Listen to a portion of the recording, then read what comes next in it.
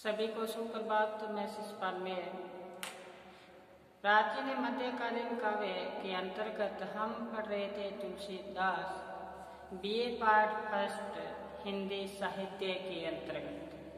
तुलसीदास जी का कल हमने इनका जीवन परिचय के बारे में जाना।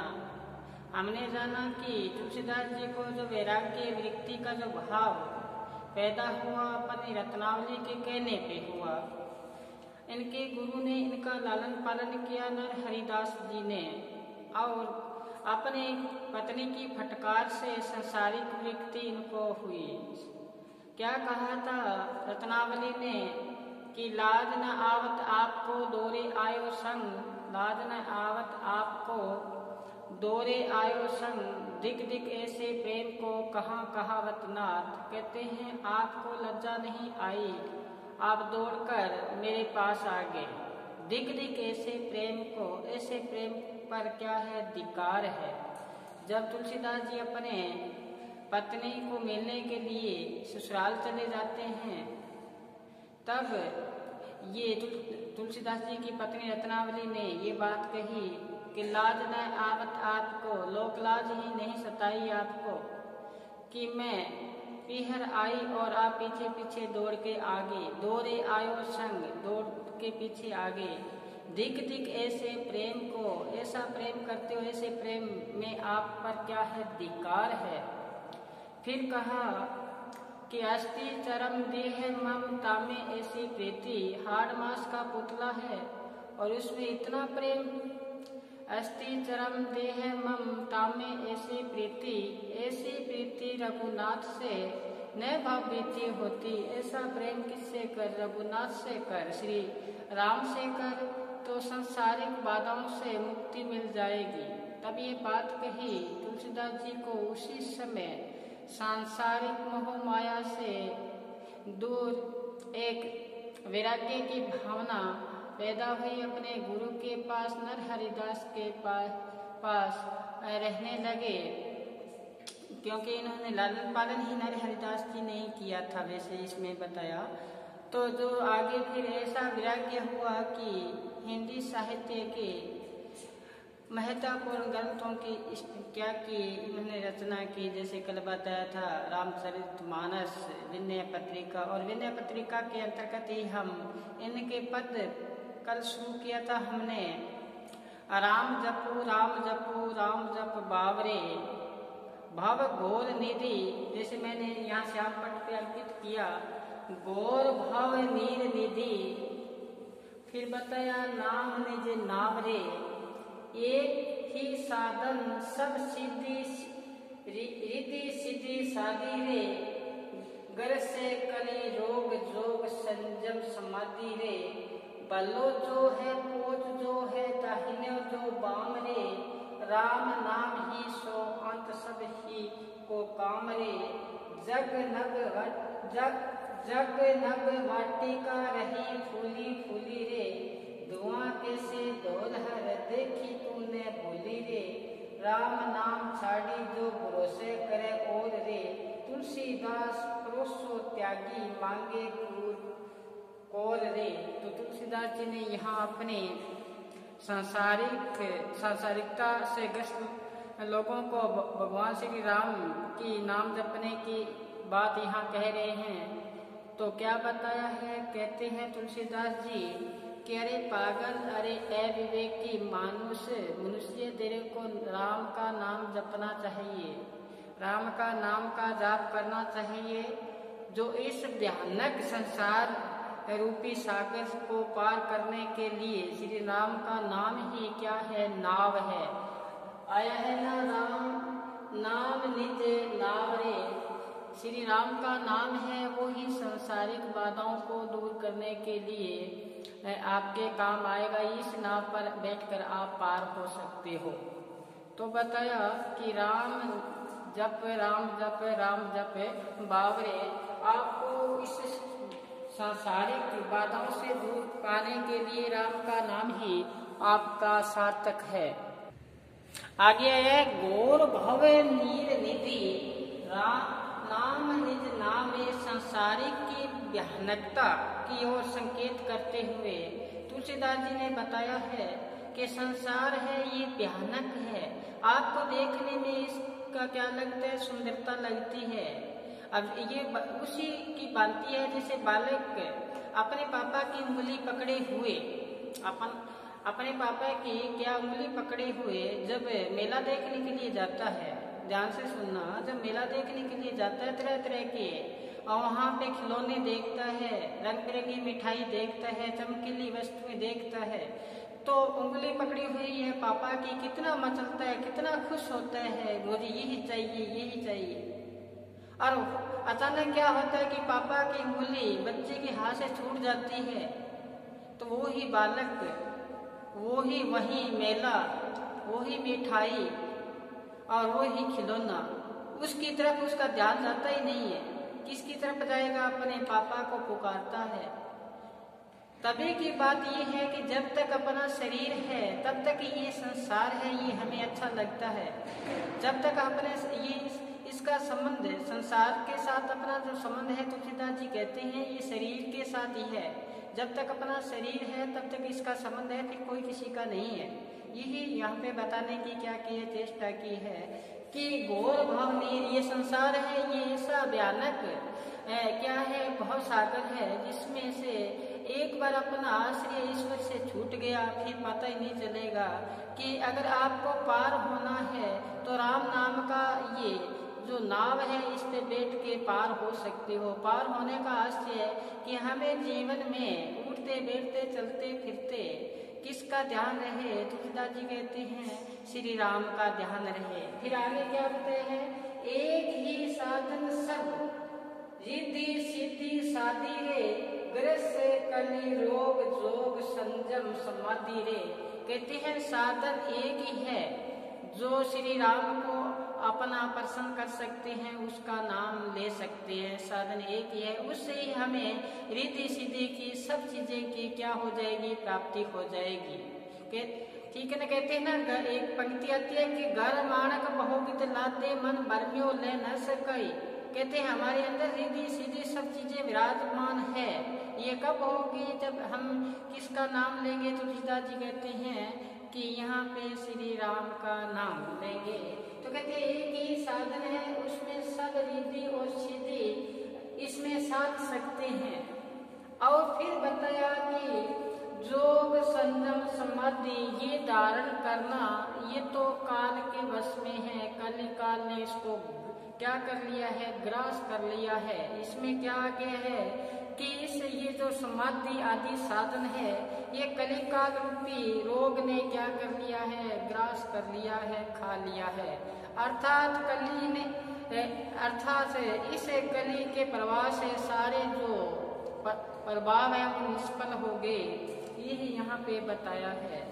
फिर आगे देखो, राम के नाम ही सो अंत सब ही को काम रे, कि अंत समय में हमारा जब इस संसार छोड़ के हमारा नाता पड़ेगा तो किसके साथ पड़ेगा? श्री राम के साथ ही पड़ेगा। तो इससे पहले ही से अपने क्या करें? संबंध साध ले।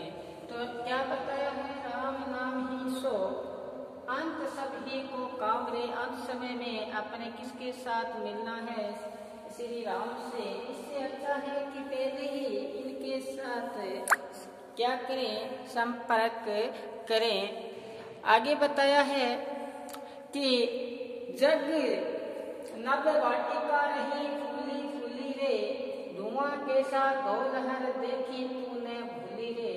कहते हैं कि संसार, जैसे बताया मैंने आपको, ये संसार है, ये वाटिका के समान है, फले फूल रहा है, आपको दिखाई दे रहा है, लेकिन इसकी वास्तविकता कवि ने क्या बताई है? जिस प्रकार से आसमान में धरातल से उठता हुआ धुआं से क्या बन जाते हैं? बादल बन जाते हैं। वो वास्तविकता क्या होता है? बादल नहीं होते। इसी प्रकार ये संसार है। ये संसार क्या है? कहते हैं धुआं के साथ दौलहर। कहते हैं धुआं के भांति हमें ये बादल दिखाई देते हैं, लेकिन होता क्या है? धुआं। एक जगह एक पद आता है संसार के बारे में, कहते हैं कि ऊँगियो सो आथुनो और फूलों सो कमलाई, जो सूर्य उदय हुआ है उसको अस्त हो जाना है, जो फूल खिला है उसको क्या हो जाना है, मुरझा जाना है। इसी प्रकार ये संसार है, इस संसार से हमें एक दिन क्या कर जाना है, कूच कर जाना है, रवाना कर जाना है। तो इसी प्रकार यहाँ बताया, धुआं कैसे ढोल देखी तो भूली रे। ये संसार तो ऐसा है कि धुएं के क्या हो, बादल हो, जो हमने क्या समझ रखा है इसको वास्तविक बादल समझ लिया। फिर क्या बताया कि राम नाम छाड़ी जो भरोसे करे और को रे। तो तुलसीदास जी ने फिर हमें सचेत किया है यहाँ पे कि अरे मूर्ख व्यक्ति, तू सभी को छोड़कर ईश्वर को तूने छोड़ दिया। तो क्या बताया, राम नाम को छाड़ी, तूने राम नाम को छोड़कर किस पे कर रहा है, भरोसा और पर कर रहा है, किसी और पर भरोसा कर रहा है। किसको छोड़ दिया, राम के नाम को छोड़ दिया, भरोसा किसी और पर कर रहा है। और जो जिस पे भरोसा किस पे करना है, किस पे ही करना है, श्री राम पे। जैसे तुलसीदास जी ने कहा था, एक विश्वास एक टेक एक आस विश्वास चातक तुलसी दास। तो ये तो किसकी बातें है, चातक की बातें तुलसीदास जी ने कहा, ध्यान करो उसका श्री राम का। तो आगे क्या बताया, तुलसी परोसे त्यागी मांगे कोरे। कहते हैं कि आपको भोजन परोसा गया अच्छा सा, और आप तो ऐसा करते हो कि आपके भोजन की क्या तोड़ने कोर तोड़कर खा रहे हो, आप भोजन नहीं वो भी क्या बताए, त्यागी मांगे कोरे, आप कड़वी कोर खा रहे हो भोजन को त्याग कर। तो यह आपकी क्या हुई, मूर्खता हुई। तो क्या बताए, ऐसी मूर्खता मत करो, राम का नाम का क्या करो, जब करते हुए संसार सागर से पार उतरने का क्या करना चाहिए, प्रयास करना चाहिए। तो यहाँ पर श्री राम की भक्ति के लिए आस्था और निष्ठा का भाव व्यक्त हुआ है तुलसीदास जी का, कि संसार के सारे सुख भोग रीति सिद्धि से मिलते हैं, अतः राम नाम जप से साधने के लिए कहा गया है। और यहाँ पे अनुप्रास और यमक रूपक अलंकार के माध्यम से हमें तुलसीदास जी ने बताने का प्रयास किया कि राम का नाम जप राम जप बावरे। कहते हैं बावला मत बन, अविवेकी मत बन, क्या करना है, राम का नाम का जाप करना है।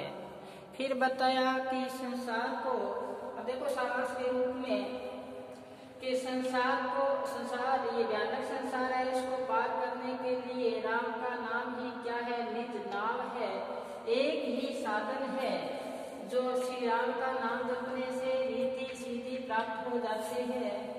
अब क्या बताया कि कलयुग में जो करना, संयम करना, समाधि लगाना ईश्वर के नाम पर, इसने कलिकाल ने ग्रास कर लिया है। क्योंकि इसमें क्या हुआ कि जैसे अपने करते हैं तो अंदर क्या हुआ, अहंकार आया। कहते ना, जब मैं था हरि नहीं, हरि है तो मैं नाही, सब अंधेरा मिट गया जब दीपक देखा माही।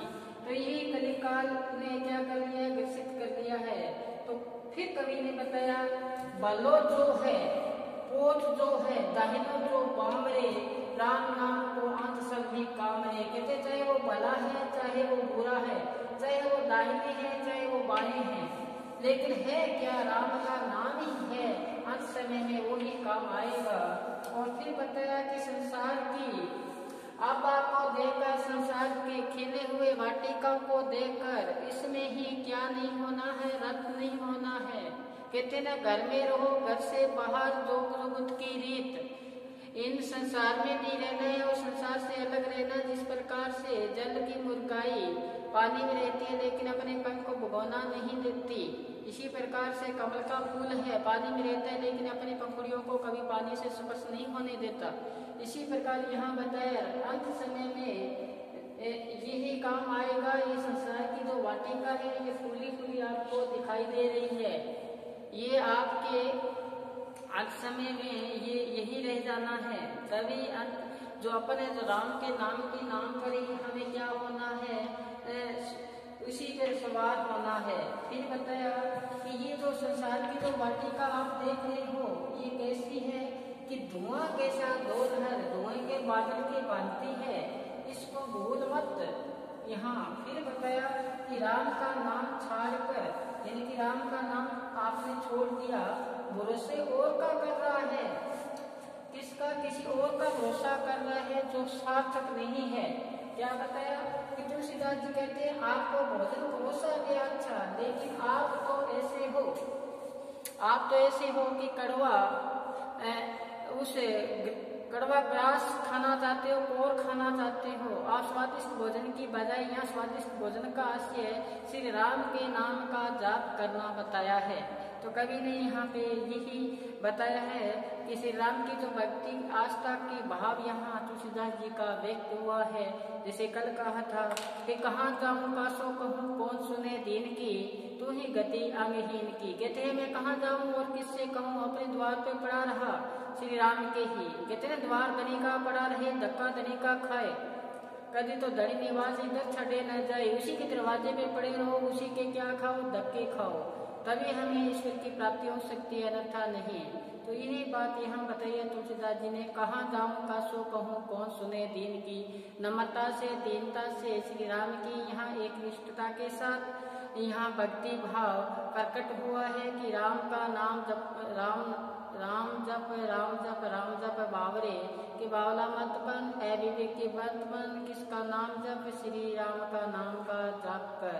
फिर बताया कि घोर भव नीर निधि नाम निज नावरे, ये संसार है, ये भयानकता है।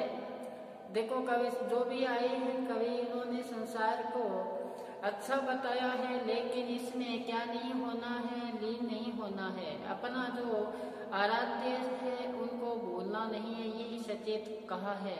इसी प्रकार गुरु नानक साहब जी ने कहा था कि प्राणी जब जागे यम का डंडा मुंह पे लागे। प्राणी को जब होश आती है, जब यमदूत आके डंडा मारता है, लेकिन पहले ये कहाँ रहता है, सांसारिक या संसार में लीन रहता है। ये यहाँ हमें इस पद में तुलसीदास जी की भक्ति विनय पत्रिका के माध्यम से प्रकट हुई कि राम जप बावरे।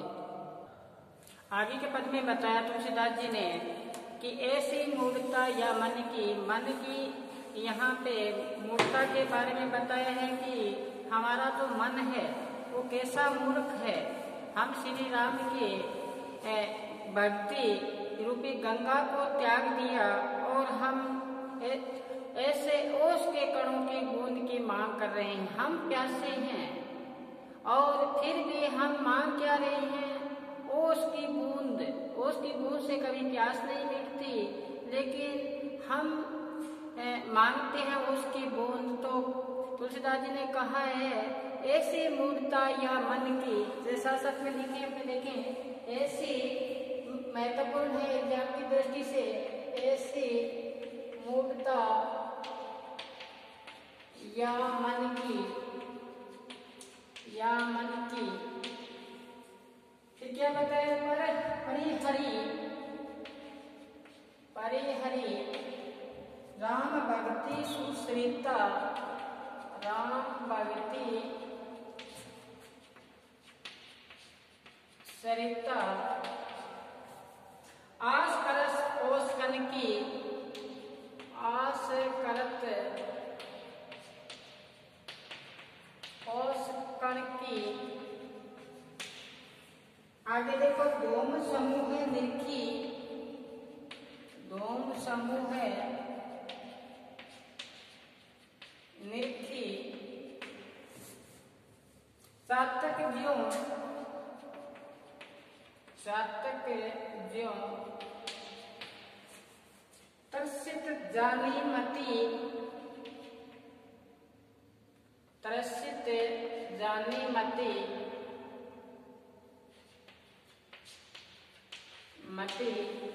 गण की।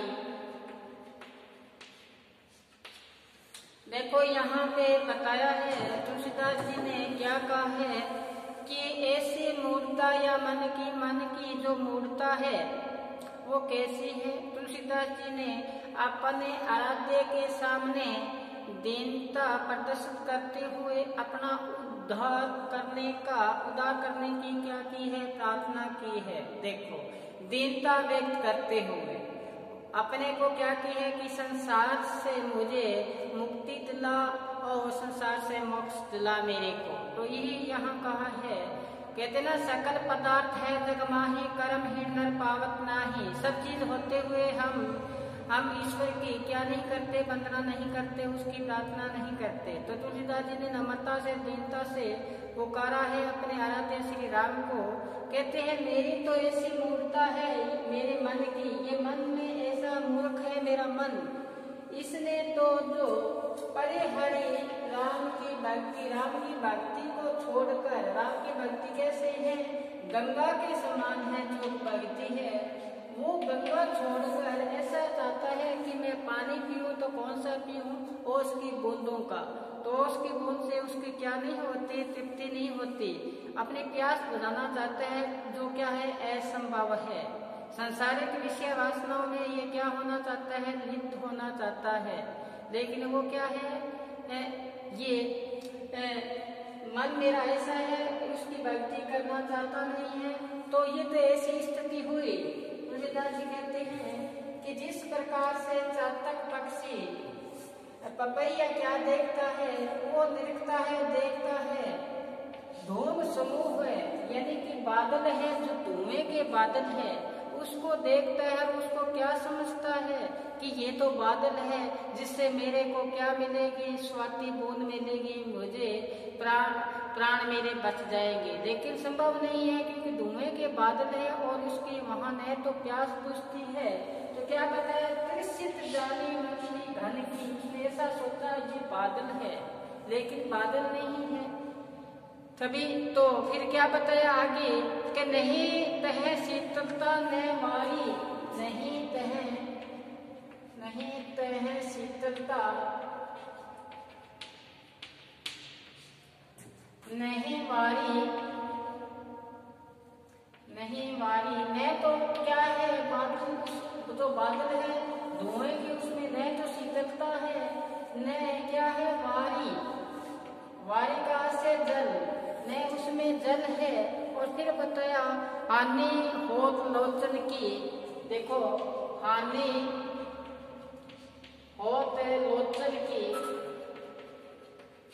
आंखों में क्या होगा, धुएं से आंखों में जलन होगी। तो ये हमारी स्थिति के बारे में बताया है तुलसीदास जी ने कि हमारी स्थिति ऐसी है, उस पपैये की भांति, उस चातक पक्षी की भांति, जो धुआं के बादल को देखता है और क्या समझ लेता है कि ये बादल है और मुझे स्वाति बूंद की क्या होगी, प्राप्ति होगी। देखो जो पपैया होता है वो पानी पीता है तो कौन सा पीता है, जो बादल से बरसता स्वाति बूंद है उसको ही पीता है, अन्यथा वो प्यासा ही मर जाए, लेकिन और पानी नहीं पिएगा। चाहे वो समुद्र में उड़ता हुआ समुद्र में गिर जाए, प्यासा उस लालसा में स्वाति बूंद की, अगर मरा हुआ मिलेगा तो उसकी चोंच होगी, वो कहाँ होगी, आसमान की तरफ।